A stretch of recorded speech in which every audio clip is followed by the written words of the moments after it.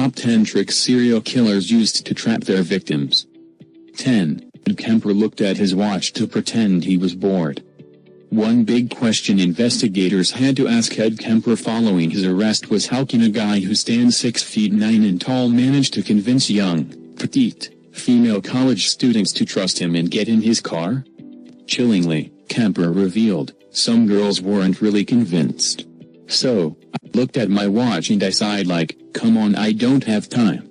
And that convinced them. They had the impression I was in a hurry and didn't have the time to hurt them. This is a highly manipulative individual who managed in his youth to convince psychiatrist doctors he was mentally stable enough to be released from the hospital he was incarcerated in following the murder of his paternal grandparents. His sinister trick worked on 6 students. He also murdered his own mother and her friend. Kemper also convinced local police who were even searching for the co-ed killer that he was a harmless, gentle giant and they were drinking buddies together, referring to him as Big Ed. 9. Charles William Davis knew nobody would suspect an ambulance driver. Charles William Davis was a serial killer who stalked his victims in Maryland during the 1970s. He was an ambulance driver and also the son of a police lieutenant, which he used to his twisted advantage. Davis would stalk his female victims until they parked outside a store or a restaurant. He used his father's police contacts to run the license plate and then message the pager number claiming she had left her car lights on. Once the woman returned to her car, they would be abducted, raped, and murdered.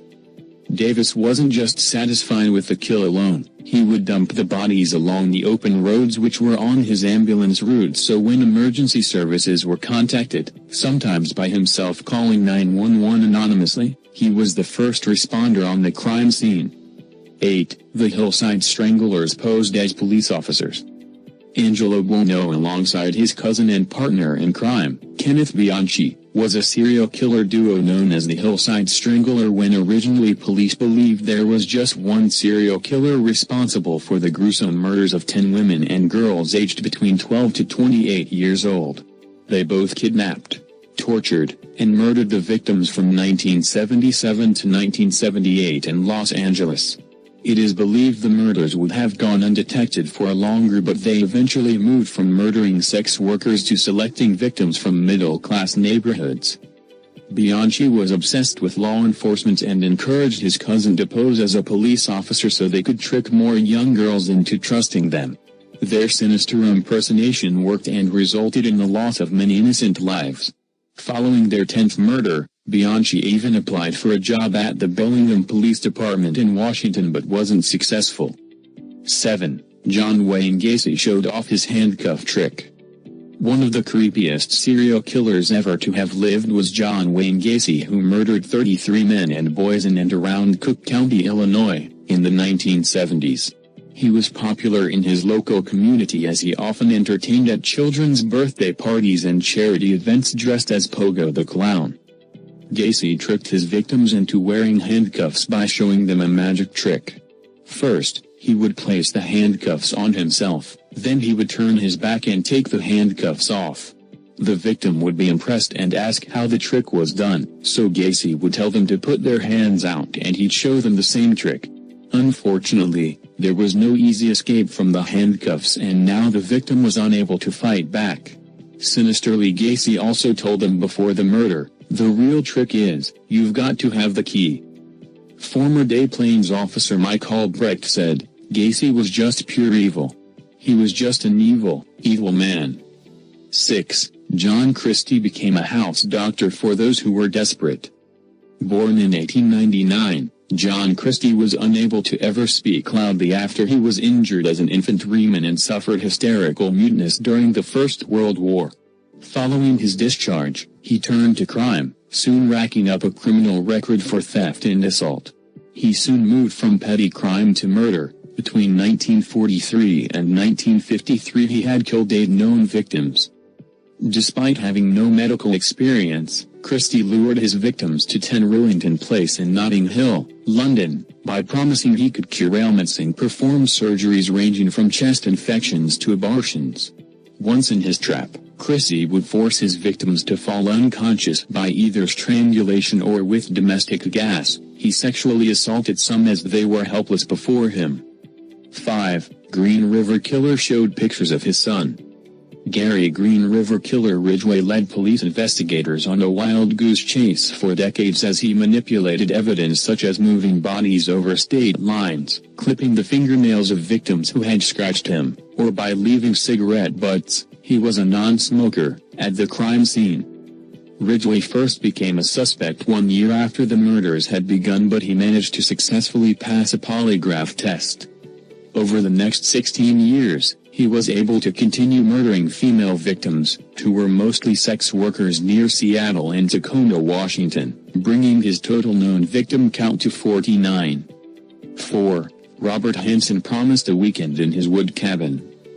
Robert Hansen is one of the most chilling serial killers of all time. He abducted and murdered at least 17 women in Anchorage, Alaska, during a 12-year killing spree in the 1970s and 80s.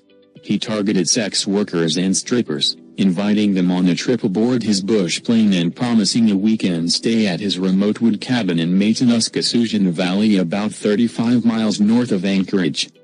After days of torture, the victims were let free to run for their lives in the wilderness, but Hansen's sinister game was not over yet. In the wilderness, the exhausted victims were hunted down by Hansen with his .223 caliber Ruger Mini 14 rifle and a knife.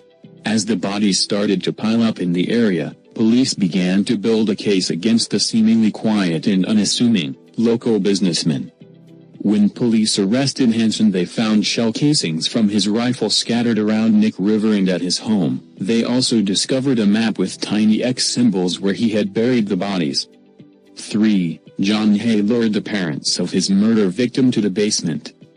John George Hay became known as the acid bath murderer after it was discovered he was dissolving the bodies of his victims using a sulfuric acid bath in the basement of his London home. Hay first experimented with field mice and he found it took only 30 minutes for the entire body to dissolve. The next step in his plan was to move on to human beings. In 1944, he was reunited with his former employer William McSwan, who collected rents on London properties, and Hay became very jealous of his lavish lifestyle. He then lured McSwan to his basement where he hit him over the head and put the body into a 40-gallon drum of concentrated sulfuric acid. Hay revealed it took 2 days for the body to melt and then he poured the remains down a manhole. McSwan's parents became suspicious after not hearing a word from their son until Hay said he was planning on surprising them with a visit. He lured them to the same basement their son had met his fate, and with a blow to each of their heads, he disposed of their bodies in the acid bath. Following his arrest, it was found Hay forged the family signatures so he could sell their possessions and collect a fortune on their behalf. 2. Dr. H. H. Holmes impressed people with his grand fortune. Dr. H. H. Holmes is widely considered America's first serial killer, as the confident trickster built a large hotel for guests attending the Chicago World Fair in 1892. In reality, the building, which became known as Holmes' Murder Castle, was an elaborate gas chamber and crematorium. The skeletal remains of his victims were sold to medical schools for a good price.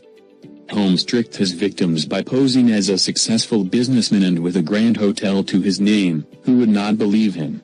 Yet, Holmes had murdered his way to the top, forging insurance documents and swindling creditors out of money every step of the way. In reality, he was practically penniless. The serial killer's real name was Herman Webster Mudgett, and he even lied about his own victim count, claiming he murdered hundreds of victims, yet only the deaths of 9 victims were confirmed, and many of the people he claimed to have killed were eventually found still alive. He was hanged at Moyamensing Prison in 1896.